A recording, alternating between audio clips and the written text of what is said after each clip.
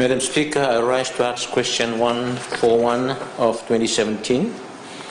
The question is directed to the Honourable Minister Forestry.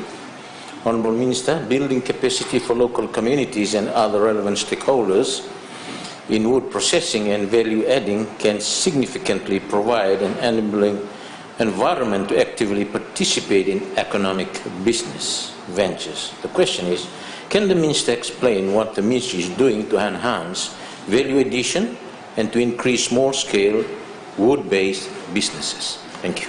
Thank you. Honourable Minister for Forests, you have the floor.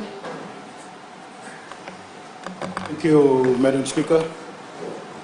I rise to answer the question raised by Honourable Nathan Rika. My ministry is putting a lot of emphasis on capacity building for the various types of wood processing and value adding, targeting a wide range of stakeholders, including forest owners and small-time wood-based entrepreneurs. Currently, the Training and Education Division of the Ministry has been delivering skill-based training programs in primary and secondary wood processing within the forestry industry and to resource owners. My ministry is delivering a one-year certificate in woodcraft technology where trainees are recruited due to their interest to utilize their forest resources. This is competency-based training where trainees go through hands-on skills on all aspects of wood processing and value adding. At the end of the training program, graduates have to choose further their studies at Fiji National University, look for employment, or even start their own businesses. Out of the 80 graduates so far, 60 have found employment, 18 have continued their studies at FNU, while 2 are in the process of starting their own business. Madam Speaker, another program that the Ministry is delivering is the short-term skill-based training offered not only to the industry but also to the rural communities and resource owners. These types of trainings are normally tailor-made according to their request or requirements, and the duration are from 1 to 3 weeks. Examples of these are chainsaw trainings, portable saw milling training, timber grading training, and treatment plant operator and other value-adding machine training. From this financial year, apart from the cyclone-affected areas, we have delivered 18 trainings to different areas of Fiji. Out of such short-term skill training, my ministry has also moved further in doubling wood-based cottage industries and incubation center to nurture potential business entrepreneurs.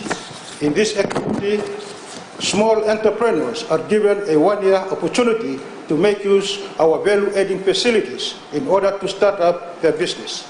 The facility acts as an incubation center where they are exposed to various skills, training including the use of specialized machines for value-adding. From when it started, my ministry has established 5 cottage industries, while 12 are still being engaged in skill development. This year, the ministry is planning to establish another 5 new cottage industries. Thank you, Madam Speaker. Thank you. Honourable Rocky Leraki. Thank you, Madam Speaker. My question to the Honourable Minister is whether there is any effort to address the 40% wastage that is left in the bush in the mahogany